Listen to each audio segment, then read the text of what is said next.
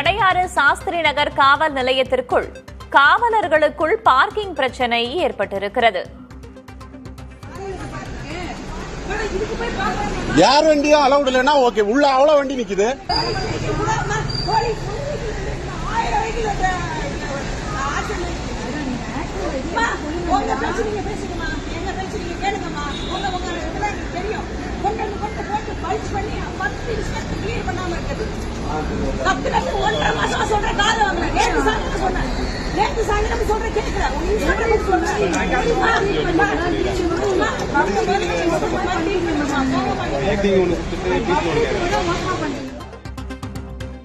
காவல் நிலையத்தில் சட்டம் ஒழுங்கு காவலர்களின் வாகனம் மட்டுமே நிறுத்தப்பட வேண்டும் என்று ஆய்வாளர் கூறியிருக்கிறார்.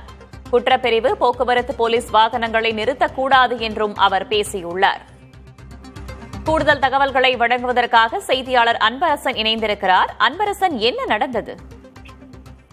சென்னை சாஸ்திரி நகர் காவல் நிலையத்தில் சட்டம் ஒழுங்கு காவல் ஆய்வாளர் ரோகிணி என்பவர் அதே காவல் நிலையத்தில் பணிபுரியும் குற்ற ஒழுங்கு காவலர்கள் மற்றும் போக்குவரத்து புலனாய்வு காவலர்களை ஒருமையில் அவர்களது வாகனத்தை எடுக்கச் சொல்லி வாக்குவாதத்தில் ஈடுபடும் அந்த வீடியோவானது தற்போது சமூக வலைதளங்களில் வைரலாகி வருகிறது. குறிப்பாக சென்னை சாஸ்திரி நகர் காவல் நிலையத்தில் சட்டம் ஒழுங்கு காவல் ஆய்வாளராக பணிபுரிந்து வருவர் ரோகிணி.